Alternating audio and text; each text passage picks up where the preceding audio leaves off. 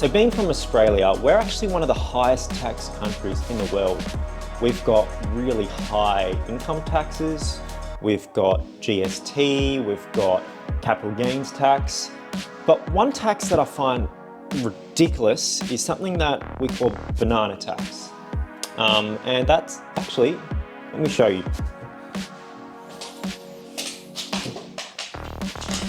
Cross.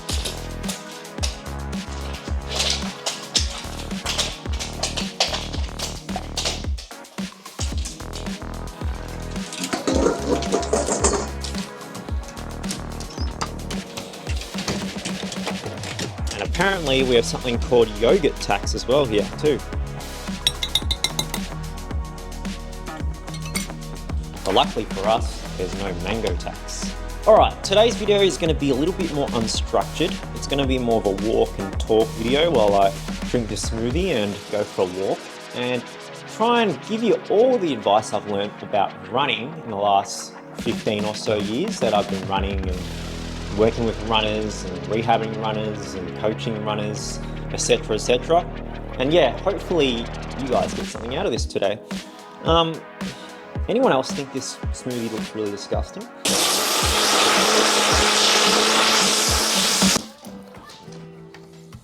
Okay, you're not bringing that. Alright, tip number one, learn to run slow. A lot of people have this mentality that if you're not pushing yourself, you're not going to improve. No pain, no gain. We've all heard that before.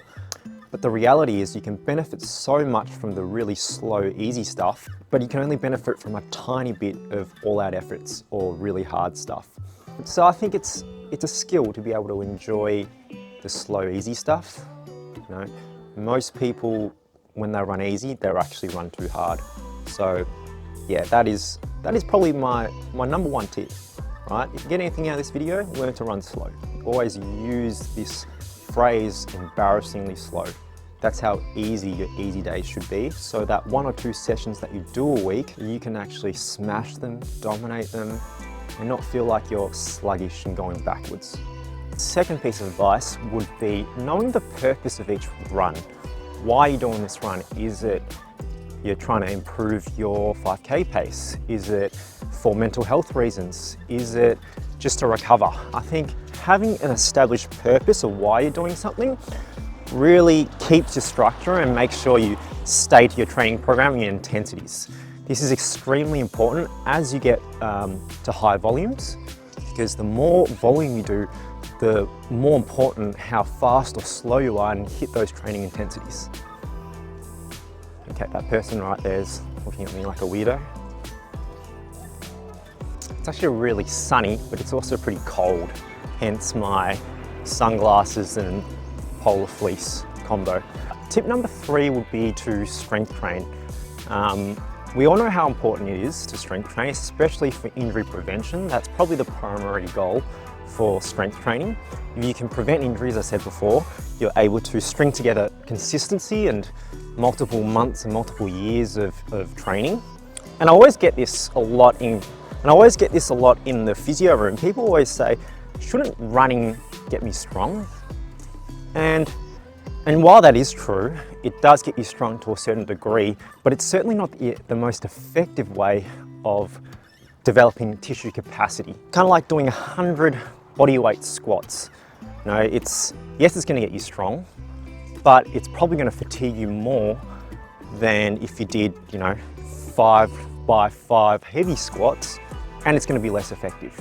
And I could do a 1-hour video on strength training because it's something I'm very passionate about and I do a lot in my profession, but strength training is probably one of the best things you can do for your running to improve it in the long term. All right, next tip is try to run by feel rather than worry too much about pace, heart rate, or the metrics. I know data's cool, it keeps us going and gives us a measure of how much we're improving, but the reality is you're going to feel different every day, and a lot of things we can't measure, like how much stress we're under, or how much caffeine we've had, or all those sort of things. There are so many variables in life that we don't consider when we're just looking at our metrics. All we're looking at is pace usually, and it's just not a real representation of how you perform on that day. So best thing you can do is learn how your body usually feels in an easy run, during a track session, during a race. And then if something's not right, you need to be able to adjust your running and your program to fit that. And for your easy runs is probably the most important thing. You really just need to be able to be in tune with your body and don't get carried away by the numbers. Worst thing you can do is, oh, last week I ran my easy run at 5-minute pace. I should be able to do 4:50 this week. That's where people fall into a trap. Okay, let's go, come on. So, next tip I learned from one of my first coaches, and this tip is make sure the first K of every run that you do is the slowest and the easiest. Go easier than you think you need to go, just to get a feel of how it's going, because you'll find that even in a race, that first K always feels easier than what the pace says. Could be because you've got a bit of adrenaline, you might be a bit fresher, and then what happens usually is you die towards the end. And next one is running shouldn't be a chore.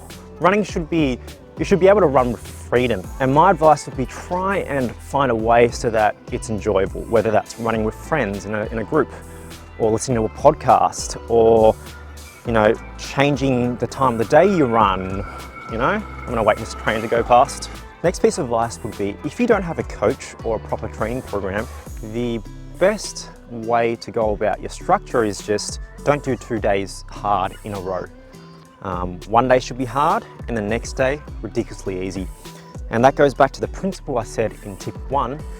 You really need to learn how to run slow. The even better thing I'd recommend for people to do is do 1 day hard, 2 days easy. 1 day hard, 2 days easy. And if you're not running very much, the easy days could just be a total rest. Okay, so I emphasize a lot about consistency on this channel, but whilst consistency is important, my tip would be variety is almost just as important. To be able to be consistent with something, you need variety.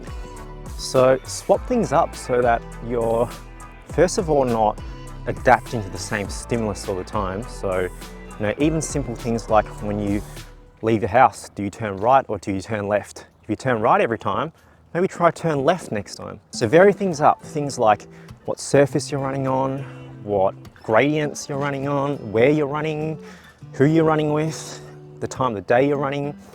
Variety and being able to adapt to different stimuli is really important for your running and your running progression. All right, so I was trying to think of one more piece of advice to wrap this video up because I'm rambling on a bit. But my final piece of advice would be comparison is absolutely the thief of joy. And I know this has been said so many times, but it's true, because while Strava is really good and motivates us, but often we compare ourselves to people better than us, doing less volume than us, doing more than us, worse than us. And running should make you feel good. If it doesn't, then it's not the point of it. So do it to improve yourself and because it feels good. And yeah, so I hope you guys got something out of this video. I might make a part 2 if you guys enjoy this. But yeah, all these ideas just flow into my head as I go for a walk. Thanks if you've reached this far in the video. I'll see you in the next one.